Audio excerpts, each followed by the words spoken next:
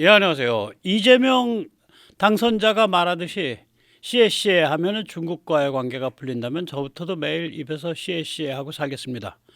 그러나 지금 한국의 힘과 또 한국의 무기, K무기가 한국을 중국의 원수로 만들고 있습니다. 약한 나라가 중국, 러시아에 맞설 수 있도록 만들어주기 때문이죠. 그래서 그 케이스 스타디로 이 배고픔의 미학을 담고 있는 FA50을 또 잠시 살펴보도록 하겠습니다. 네, 전체주의 코드입니다. 제가 한번 말씀드렸죠. 아베 코드는 생쇼였죠. 그게 뭐 중국을 맞선다 그러면 당연히 거기에는 한국이 들어가야죠. 그런데 미국, 오스트레일리아, 인도, 일본 이렇게 짰단 말이에요. 그러니까 이건 생쇼인데 이 전체주의 코드는 진짜입니다. 이거는 중러, 북, 이란. 이 중에서 이제 러시아의 우크라 침공을 한번 보죠. 이건 최악의 전략적 자살골입니다. 7개의 치명적 결과를 갖고 왔죠. 러시아의 최대의 시장인 유럽을 상실했고요. 러시아 경제가 거덜났고요.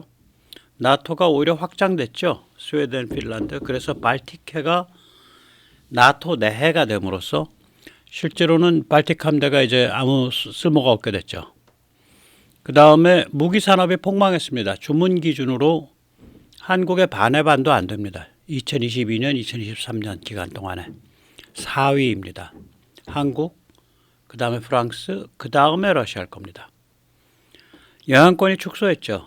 그래서 조지아 같은데, 세르비아 같은데, 그 다음에 아르메니아 같은 데들이 그게 다 친러였었는데 요새 입장을 상당히 좀 달리 취하기 시작했습니다. 그리고 중국에 종속됐습니다. 그리고 전쟁이 끝나야 되는데 푸틴은 전쟁을 끝내고 싶어도 끝낼 방법이 없고 우크라이나는 이 상태에서 우크라이나도 전쟁을 끝낼 수가 없는 거예요. 그래서 전쟁은 끝없이 계속되죠.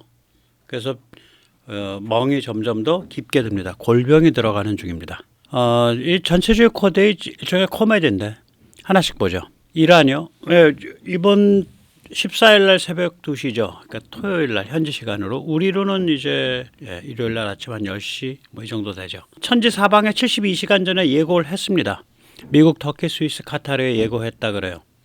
우리는 확전을 원하지 않습니다. 국내용입니다. 뭐 거의 그 시그널이죠. 심지어는 미사일을 발사해 놓고 아직 미사일이 이스라엘 영내에 들어가기도 전에 발사하자마자 또 다시 또 알렸어요. 웃기는 짓이죠. 그래서 유일한 부상자는 사망자는 없고 부상이 한 명인데 이스라엘 안에서 살고 있는 아랍계 유목민 베두인족 7살짜리 여자아이입니다. 이게 뭔 일이래요? 뭐 결과는 여러 가지가 있는데 일단 이스라엘의 고립이 끝난 걸로 보이죠. 그리고 워낙에 이게 약체라는 걸 보여줘가지고 군사적으로는 이스라엘이 말하자면 거인이고 이란이 난장이거든요. 도프라고 합니다. 밀리터리 도프. 이란과 이제 이스라엘의 관계를 이렇게 비교를 해보면 그래서 그 사정도 낱낱이 드러났고 그 다음에 내부적으로 얼마나 취약한지도 드러난 거예요. 4월 1일 날 시리아에서 그 해외 공작을 담당하는 쿠즈 장군들 2명이 시리아에 있는 이란 대사관에서 폭격 맞아서 숨지니까 뭔가 조치는 취해야겠는데 그 조치를 취하려고 마음을 먹고 보니까 이거 잘못 취했다가 하는 골로 갈 것 같고 뭐 이상한 그런 코미디를 벌였습니다. 북한은 좀 더 다른 의미의 코미디예요. 북한의 발악인데요.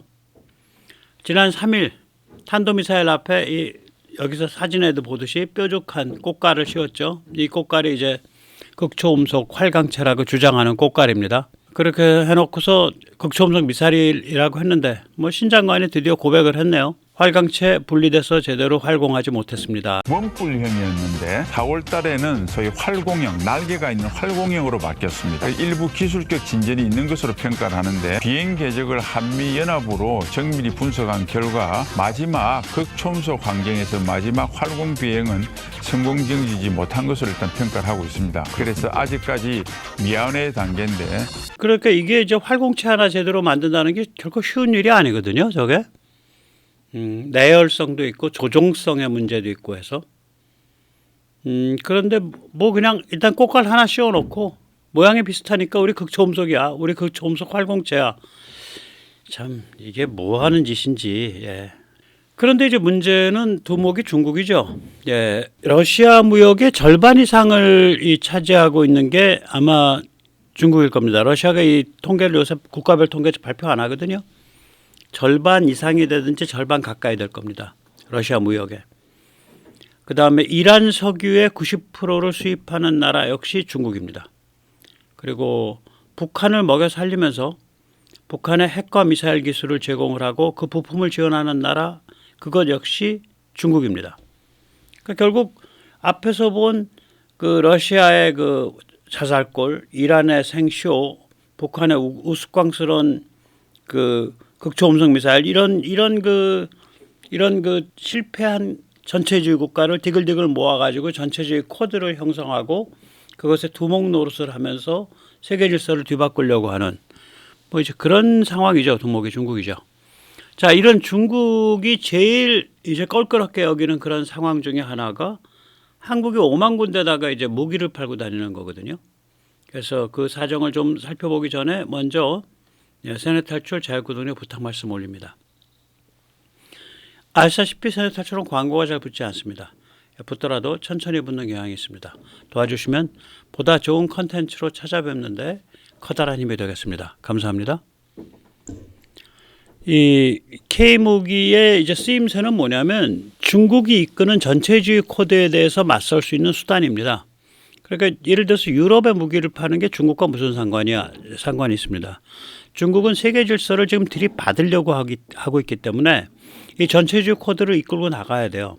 근데 유럽의 무기를 팔면 전체주의 코드의 두 번째 국가인 러시아를 그냥 딱 그 손발을 묶는 게 되나가지고 이게 중국의 전체 세계 구도에 찬물을 끼얹는 사건입니다. 러시아의 우크라 침공 이후의 세상은 모든 나라가 국방을 강화하고 있는데 이 러시아 중국과는 거리를 둬야 되는 그리고 러시아 중국의 무기 수입을 기피하는 그런 상황이 됐죠. 그 FA-50의 사례를 좀 말씀을 드리면 그 마땅한 경전투기가 없었어요. Light Combat Aircraft LCA라 그럽니다. 그러니까 이제 이렇게 이제 급해지니까 록히드 마틴이 FA-50을 좀 손발을 묶었다고들 얘기가 돌죠. 예, 그걸 풀어가지고 에이사 레이더라든지 AIM-120 미사일이라든지 또 공중급유라든지 단자형이라든지 이런 것에 대해서 이제 급속하게 진화하기를 시작을 한 겁니다. 이게. 예, 그리고 이제 중동도 역시 마찬가지입니다.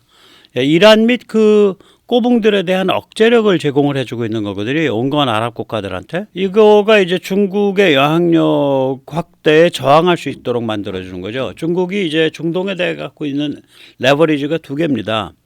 하나는 뭐냐면 중동에서 제일 많이 에너지를 그러니까 수입하는 국가죠. 그 다음에 다른 하나는 이란을 먹여 살리고 있는 게 중국이기 때문에 이란을 움직여서 또 괴롭힐 수가 있어요. 그러니까 이란 및 그 꼬붕들에 대한 억제력을 갖게 되면 온건 아랍 국가들이 중국에 대해서 저항할 수 있게 되는 거예요. 참고로 이집트 역시 중동으로 분류됩니다. 그러니까 이제 그 군사 지리적으로 중동이다. 그러면 이제 국제 정치적으로 그러니까 서쪽으로는 이집트까지 동쪽으로는 이란까지입니다. 그러니까 아프간은 중동에 들어가지 않습니다. 그렇게 됩니다. 예, 그리고 북쪽으로는 터키까지입니다. 그게 중동입니다. 네. 그다음에 이제 인도에도 우리가 이제 무기를 팔잖아요. 예, 근데 이거는 뭐냐면 뭐 명확하죠. 예, 중국에 맞서는 국방력을 강화하는데 아주 우리가 결정적인 그런 공을 세우고 있죠. 인도의 K9 바지라. 예, 예. 그래서 이제 중국 입장에서는 이렇게 이 세계를 돌아가면서 모든 데서 중국과 직접적으로 혹은 직간접적으로 이제 부닥치고 있는 그런 상태예요. 지금 상태가. 예. 그다음에 이제 동남아 역시 마찬가지입니다. K무기 수입해서 중국의 남중국해 도발에 대한 저항 수단으로 이제 사용하는 거거든요. 남중국해 국가들, 특히 필리핀 같은 데들이. 말레이시아도 이번에 그랬고, 태국은 중국에 기울었다가 그거 좀 떨치고 나오면서 한국제를 쓰려고 지금 검토 중인 걸로 그렇게 얘기가 되죠. 그래서 이런 여기서도 보듯이 세계를 뺑뺑 돌아가면서 중국과 직접 충돌하든지 혹은 직간접적으로 충돌하는 그런 상황이 펼쳐지고 있는 거예요. K무기가. 그리고 무기라는 게 뭐 그냥 뭐 저기 길거리 가다가 아무 24시간 편의점 들어가서 무슨 초콜릿 한 통 사는 그런 게 아니기 때문에 이거는 어떤 혈맹 관계 비슷한 동맹 관계 비슷한 게 맺어지거든요. 그래서 이 글로벌 군사지정학 구도 자체가 중국한테 불리하게 돌아가는데 K무기가 상당한 역할을 하는 그런 상황이 된 거죠. 그래서 이제 이게 좀 깝깝한 거죠, 중국으로서는. 예, 그래서 뭐 이재명 의원께서 아무리 CAC에 하고 다녀도 소용이 없습니다. 오늘 이제 FA50이 이게 아주 재미난 케이스인데 FA50이 딱 이 역할을 해주고 있는 거거든요. 이 경전 투기로서는 굉장히 준수한 재원입니다. 압도적 장점, 그런 가격이 싸다, 유지운영비가 굉장히 싸다, 납기가 엄청 빠르다, 뭐 가성비가 굉장히 좋다, 뭐 이런 것들이 이제 압도적 장점인데 이 붉은 글씨는 블럭 20입니다. 최대 무장량이 한 9톤까지 올라간다 그러죠. 항속은 이제 보조연료 탱크를 채우냐 마냐인데 안 채웠을 때 1,800km, 채우면 2,500km, 2,600km 정도 나오는데 여기 단자행이 되면 여기서 또 늘거든요. 그래서 정투 행동 반경인데 이 600이라는 게 단자형인데 약 600km 나오는데 이거는 보조연료 탱크 안 채웠을 때입니다. 그래서 이것도 뭐 그렇게 나쁘지 않죠. 최대 속도는 1837.5km 정도 되는데요, 시속. 이게 이제 국내에서 발표할 때는 마하 1.5라고 발표를 해요. 근데 미국식으로 하게 되면 이게 고공속도이기 때문에 고공에서의 음속으로 나눕니다. 그럼 고공에서의 음속은 초속 한 295m 정도 나옵니다. 340이 아니에요. 그렇게 해서 계산을 해보면 얘가 마하 1.73 상당히 빠른 비행기입니다. 레이더는 이제 레이시온의 그 팬텀 스트라이크가 달렸죠. 이제 블락 20에. 그 다음에 공대공 미사일에서 블락 20에 AIM 120 그러니까 이제 시계의 중거리 공대공 미사일 붙고 그 다음에 단거리 중에서는 유럽제 아이리스-T가 붙을 거고요. 공대지는 이제 미니를 만이라고 썼네요. 죄송합니다. 미니 타우러스가 붙을 것 같고요. 그리고 이게 노르웨이 거든가 그렇죠. NSM 굉장히 좋은 그 대함 미사일입니다. 공대함 미사일 이게 붙을 가능성이 좀 있습니다. 그래서 이 자체로서 이 경전투기로서 그 가격에 이런 성능을 다 갖춘 그런 비행기가 별로 없습니다. 네, 별로 없습니다. 거의 유일합니다, 사실은. 예. 근데 이제 진짜 무서운 건 따로 있죠. 이게 감시정찰 드론과 장거리 공중발사 미사일과의 연동인데요. 우리가 KF-21을 하고 있기 때문에 KF-21을 하면서 발전된 그런 군사작전 개념, 그런 군사사상을 FA-50에도 결국 적용할 수 있을 겁니다. 그리고 고객이 이걸 요구를 할 겁니다. 이게 이제 어떤 거냐면 여기 그림에서도 보이듯이 지구가 동그랗기 때문에 레이더가 여기 경계선을 형성해요. 그래서 그 위에만 보입니다. 그러니까 예를 들면은 뭐 한 240km쯤 떨어졌다 그러면 한 7,000m, 6,000m 정도 고공에 가야 보여요. 그러면 240km 정도 떨어진 우리의 감시정찰 드론, 그러니까 우리 스텔스 무인 정찰기, 스텔스 무인 정찰기라고 군에서는 그렇게 부르죠. 가오레라고 안 하고 240km쯤 떨어졌는데 얘가 한 고도 한 10,000m에서 중국 배를 사레이더로 조사를 해서 쏴갖고 그 중국 배의 좌표를 찍어가지고 FA-50에 보내는데 FA-50은 예를 들어서 한 400km 거리 떨어져 있는데 얘는 고도가 이제 9,000m밖에 안 되는 거예요. 그러면은 이 400km에서 떨어진 거리에서 9,000m면 레이더에 안 보입니다. FA-50도 레이더로 중국 배를 못 보는 거고 중국 배도 레이더로 FA-50을 못 봐요.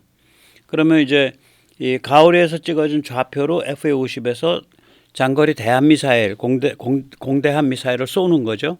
그럼 그 미사일을 그 배가 있는 부근까지 이 가오리가 지령 유도, 커맨드 가이드를 해주는 거죠. 그러면 그 미사일이 이제 배 있는 데까지 비슷하게 한 20km, 30km 내에 접근을 하면 그때 이제 또 마지막 지령이 내려가죠. 지금부터는 너의 레이더를 켜서 작은 레이더를 갖고 있거든요. 미사일들이. 혹은 너의 적외선을 써가지고 저 배를 물고 들어가라. 그러면 그때부터는 자체적인 시커 호밍을 하는 거죠. 자체적 탐색기를 가지고 이제 이제 쫓아 들어가는 그런 상태가 되는 거죠. 그럼 이거는 이제 일종의 유무인 합동 작전이 되잖아요. 이게 KF-21 때문에 이제 우리가 쭉 그 KF-21을 계기로 해서 발전하고 있는 개념인데 뭐 이거 시스템 만들어 놓고 나서 FA-50에 적용 못할 이유가 하나도 없죠. 그런 그 장거리 공대함 미사일만 가지고 있다면. 예, 그런 겁니다. 그래서 이게 이제 이런 그가 되는데, 이게 이제 미국의 그 네트워크 다영역 이제 그 유무인 합동작전 개념이거든요. 이 사상을 진심으로 실현하고 있는 유일한 국가는 한국입니다. 미국을 열애로 했을 때. 동남아 국가 입장에서는 이런 솔루션이 얼마나 가지고 싶겠어요. 우리는 지금 스텔스는 아니고 무하브가 이제 양산 들어갔죠. 그리고 올해부터 약 50여 개월에 걸쳐 가지고 240km 바깥을 드론이 240km 바깥에 있는 표적을 사 레이더로 찍을 수 있는 그러한 사 레이더를 개발 시작했습니다. 그러면 걔가 이제 한 2028년 말쯤 나온단 말이에요. 6, 7, 그렇죠. 5, 6, 7, 8. 그렇죠. 그러면은 그게 그 무렵에 우리가 이제 가오리가 나오고 2025년부터는 우리가 저피탐 무인기라 그래서 우리 무인 편대기라고 부르는 애 걔들이 나오고 그래서 걔들도 이걸 갖추게 된다고. 이거 무시무시한 얘기입니다. 이런 거 하는 데가 없어요. 예, 그리고 이제 그러한 장거리 공대함, 공대지가 2028년에까지 목표인데 아마 좀 땡겨질 겁니다. 공대지. 그럼 바로 그거 변형해서 공대함 나오죠. 장거리 공대함 800km, 1000km까지 가는 거. 그러면 FA50은 그걸 다시 한번 줄여야 되니까 2030년, 31년, 32년이면은 FA50에 맞는 적정 사이즈의 장거리 공대함이 나온다는 소리예요. 고객들이 그거를 감지를 하면서 가고 있는 거예요. 이런 솔루션이야말로 중국이 가장 혐오하죠. 필리핀에 이런 솔루션을 갖추면 남중국해에 있는 중국 배들이 안심하고 항해할 수가 없잖아요. 차라리 미국 무기라면 통콕에 딜이라도 치죠. 미국한테 야 우리 이렇게 할 테니까 너희 그런 무기 필리핀에 팔지 마. 한국은 그냥 겁없이 다 팔고 다니잖아. 딜도 안 쳐지네. 뭐 한국 사람이 다 이재명 씨 같으면 얼마나 좋겠어요. 근데 뭐 한국 사람의 80%는 중국을 굉장히 싫어하니까 한동훈이가 이상해가지고 이번 선거의 키 컨셉을 종중이냐 동맹이냐 이렇게 잡질 않고 뭐 이상하게 잡아가지고 좀 뭐 김건희냐 김경률이냐 이런 식으로 잡았잖아요. 한동훈이 좀 이상했는데 어쨌거나 이게 아까 보여드렸던 그거죠. 다시 한번 설명드리겠습니다. 지구가 동그랗기 때문에 배에서 레이더를 쏘면 저런 식으로 레이더로 살펴볼 수 있는 면이 왼쪽도 저렇게 나가요. 왼쪽도 저런 식으로 V자로 이렇게 됩니다. 그래서 그 경계선 위만 보여요. 예를 들어서 한 240km 떨어진 데서 고도가 10,000m 하면은 가오리도 중국 배를 레이더로 잡을 수 있고 중국 배도 가오리가 만약에 스텔스가 아니라면 레이더로 잡을 수 있는 상태가 되는 거예요. 근데 가오리는 스텔스니까 잘 안 잡히죠. 그렇게 240km 바깥을 보면서 사 레이더로 이제 표적 좌표 찍기를 해서 그 좌표를 FA50에 보내주는데 그때 FA50은 약 400km 바깥에 고도 9,000m 아래에서 있단 말이에요. 9,000m 정도밖에 안 돼요. 그러면 레이더 경계선 아래에요. 그러니까 레이더 음영 지역에 있는 거예요. F50은 그렇게 되는 거죠. 이거가 이런 게 필리핀이 가진다. 골 때리는 거죠. 중국 입장에서는 그렇습니다. 그러면 도대체 다른 나라들은 뭐 했길래 한국이 이렇게 FA50을 갖게 됐어? 이게 이제 1992년경부터 우리가 이 컨셉을 가지기 시작을 해서 이 컨셉을 가다듬어서 2000년대 초부터 개발을 시작해서 얘가 2012년인가 13년쯤에 이제 처음에 배치되기 시작을 했죠. 이게 왜 이런 컨셉을 갖게 됐냐? 이유가 있습니다. 한국은 예전에도 경전투기를 고등전술 훈련기로 썼어요. 그리고 그냥 고등훈련기가 없는 거예요. 여기서 고등전술 훈련기 ATT하고 고등훈련기 AT는 다릅니다. AT는 널널하게 몰고 다니면서 초음속 약간 맛을 볼 수 있을 정도고 고등전술훈련기는 경전투기급으로 팍팍팍 움직일 수 있는 거예요. 한국은 고등훈련기를 살 돈이 없었어요. 그런데 그때 제공원은 만들고 있었거든. 경전투기는. 그러니까 F5 제공호 복좌형을 그냥 고등훈련기로 써버린 거야. 따로 사기가 돈이 없으니까. T-38과 F5는 쌍둥이입니다. 파생형이라기보다 처음부터 만들어질 때부터 둘이 한꺼번에 만들어졌는데 공호 중량이라든지 엔진 파워가 좀 많이 다릅니다. 둘이. 겉에 모양은 비슷해도 저게 F5 제공호 지금 날아다니는 거죠. 예. 그래서 우리는 그냥 그 T-38을 못 사서 가난하고 배가 고파갖고 T-38의 전투기 버전, 전투기 쌍둥이인 F5 제공호의 복좌기를 그냥 고등 훈련기 겸 고등 전술훈련기로 그냥 쓴 거예요. 한국이 세계 유일할 거예요, 이거. 왜냐면 고등 훈련기 그 과정이 없는 거야. 초음속 맛보기 하고 바로 그러니까 프로펠러 비행기를 하고 나서 그 초음속 맛보기를 해야 되는데 프로펠러 비행기를 하고 나서 초음속 맛보기, 즉 고등훈련기 과정 없이 바로 고성능 초음속기로 그냥 직행을 해버리는 거예요. 그러니까 일종의 속성 강화 코스죠. 돈이 없는 탓에 배가 고파서. 배고픔의 미학입니다. 이게 F-50의 FA-50, T-50의 탄생 배경입니다. 이게. 여기 익숙하니까 야 그거 뭐 훈련기 뭐 따로 만들 거 있어? 경전투기로 설계해. 그리고 나서 그걸로 처음에는 뭐 경전투기 하려면 거기에 뭐 레이더도 있고 여러 가지 복잡하니까 일단 기체는 경전투기로 만들고 그래서 그냥 훈련기로 그냥 쓰면 되는 거 아니야? 이렇게 된 거 이게. 그래서 뭐 좀 과격하게 표현하면 너무 배가 고파서 잠시 눈이 뒤집힌 상태가 되는 거죠. 아까도 말씀드렸지만 마하 1.73짜리 고성능 경전투기예요 이거. 그래서 훈련기로 쓰겠다는 거야. 세상에 이런 게 없잖아. 그 집 나간 거죠. 그 집 나가면 개고생하는 거죠. 고생 넘버원. 고등훈련기를 찾는 사람들, AT를 찾는 사람들한테는 이게 너무 고사양이야. 가격도 비싸고 기름도 너무 많이 먹어.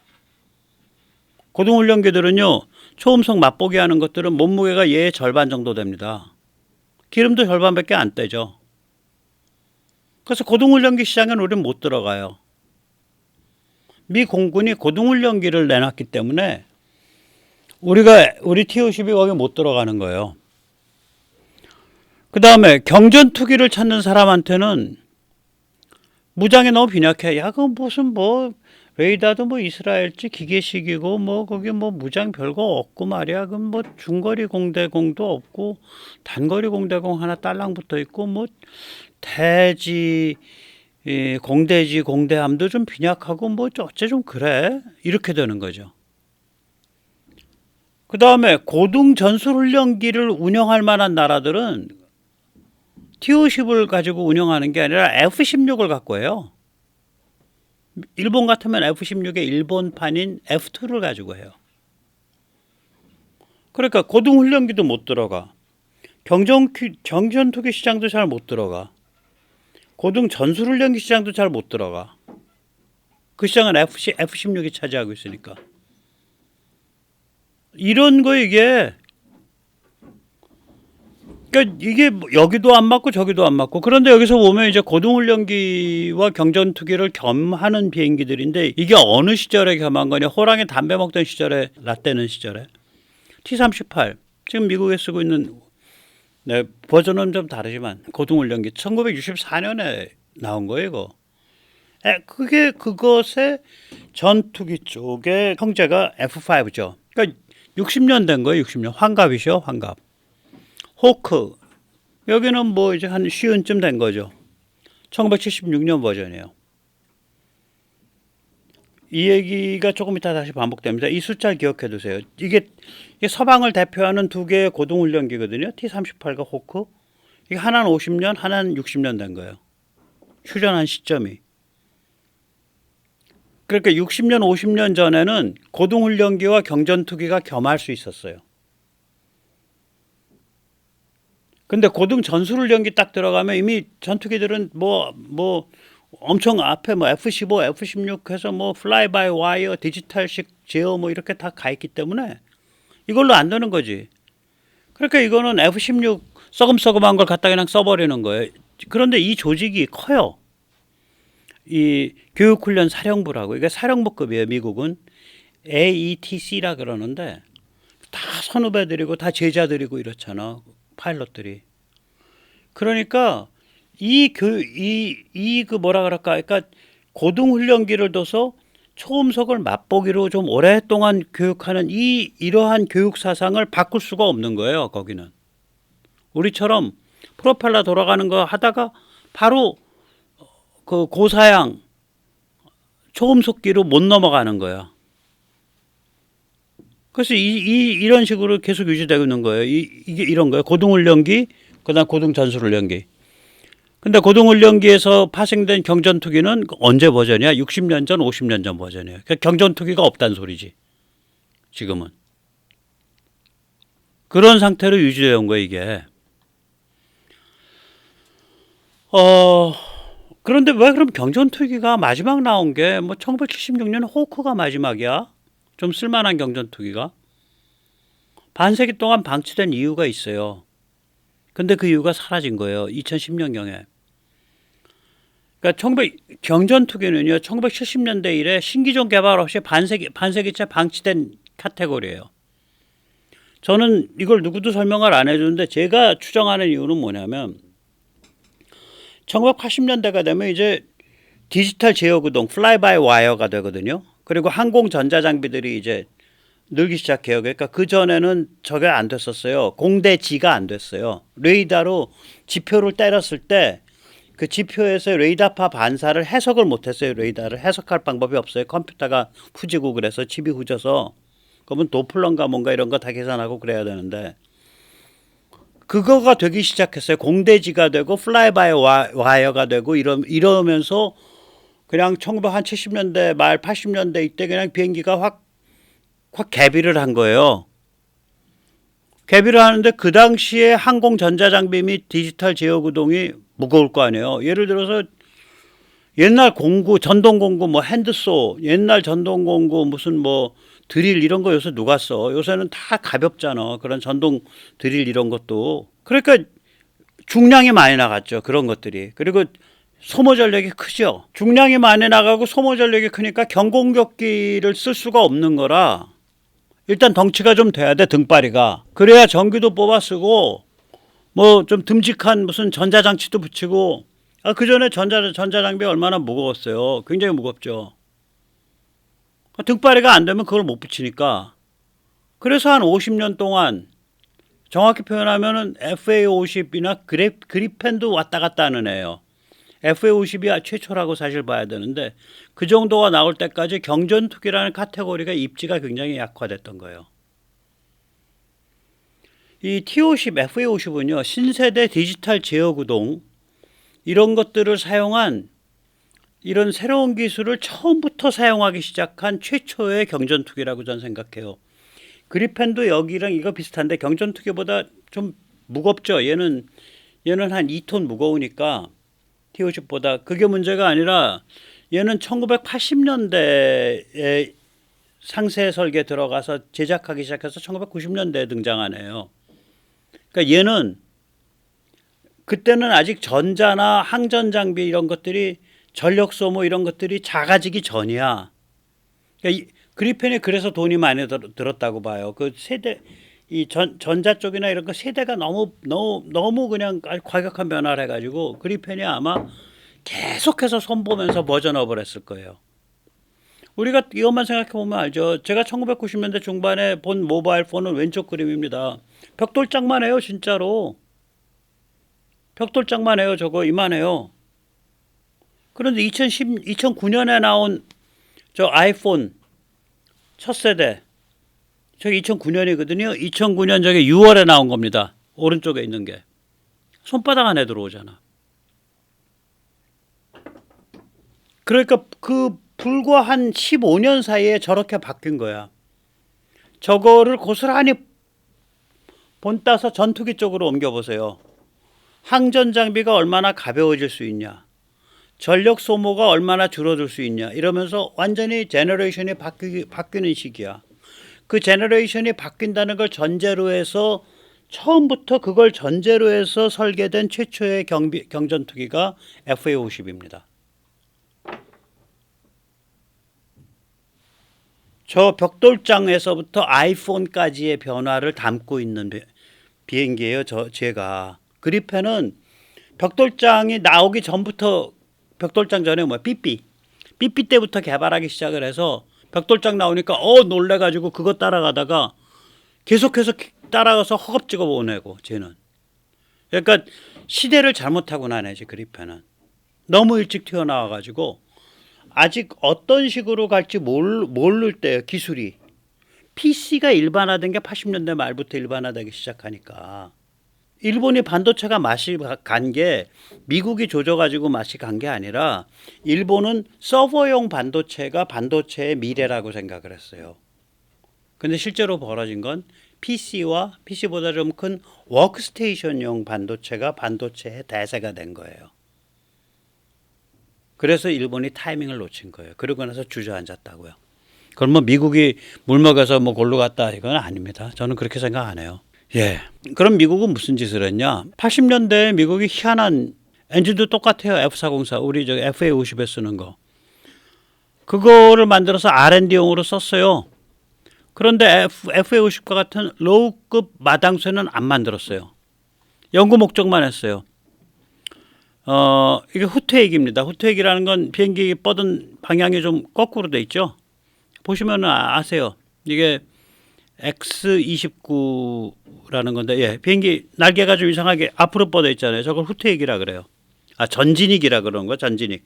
죄송합니다. 저걸 전진익이라 그래요. 우리 보통 비행기가 후퇴액이고, 제가 말을 헷갈렸네. 신개념 전투기 시제품이에요. 저게 그루먼사. 그때는 노스롭과 합병 전이어서 그루먼이라 그러더라고요. 지금 노스롭 그루먼의 일부죠. X29라는 거고요. 날개가 많이 뒤틀린데요. 저렇게 전진익을 하면. 그래서 제가 아마 최초로 탄소 섬유를 썼을 겁니다. 아마 도레이 탄소 섬유 썼겠죠. 도레이 카본에 일본. 그리고 비행 불안정성을 역이용해서 우리 지금 그 5세대 스텔스기가 그렇거든요. 그래서 상작과기잖아요. 비행이 불안정하죠. 그거를 제어해 가지고 조종성을 높이는 거거든요. 불안정해야 일단 조종성이 높아진다 그러더라고요. 그 기동성이 높아진대요. 그래서 얘가 받은 각이 무려 45도가 나옵니다. 그 당시에. 그때 그루먼이 이 X29를 하고 나서 그러니까 지금 노스롭 그루먼이 의견이 뭐였냐면 F404를 단발 엔진으로 사용하는 경전투기를 개발할 필요가 있다. 이런 의견을 내요. 1980년대. 그런데 미 공군이 이를 퇴짜를 놓습니다. 당연하죠. 왜냐면 미 공군은 그 당시에 이제 F-22 한다고 미쳐 있을 때인데 미 공군은 모든 노력을 공중 지배에 쏟거든. 에어 도미넌스. 전 세계에서 모든 나라가 사들이고 있는 비행기보다 더 많은 예산을 써서 비행기를 사들이는 나라예요. 그러니까 미 공군의 입장은 그거 경전투기 지금 우리 신경 쓸 때 아니야. 우리 모든 개발 역량과 우리 포커스를 공중 지배에 둬야 돼. 공군 개념이 다른 거죠. 그래서 이 노스롭 그루먼의 의견이 퇴짜 당합니다. 그래서 우리 FA50이 나올 때까지 물론 그리펜은 진화를 해서 그 길로 왔는데 그리펜 또 체급이 좀 FA50보다 크고 한 날개 면적이 한 20% 크죠. 예, 체중도 한 20% 더 무겁고 공허 중량이 좀 급수가 다르죠. 경전투기라기보다는 미들급에 조금 가까워요. 그리펜은. 그리고 아까도 말씀드렸지만 그리펜은 1980년대부터 이게 꼼지락거린 물건이어 갖고 그 처음부터 이 길로 기술이 갈 거다라고 내다보지를 못했어요. 그래서 엄청나게 많은 수정을 해서 그렇게 가격이 높아진 거죠. FA50은 처음부터 이러한 새로운 항전 장비, 항공 전자 장비의 새로운 세대가 나온다는 거 알고 처음부터 그거에 맞춰 가지고 했다고 저는 봐요. 예.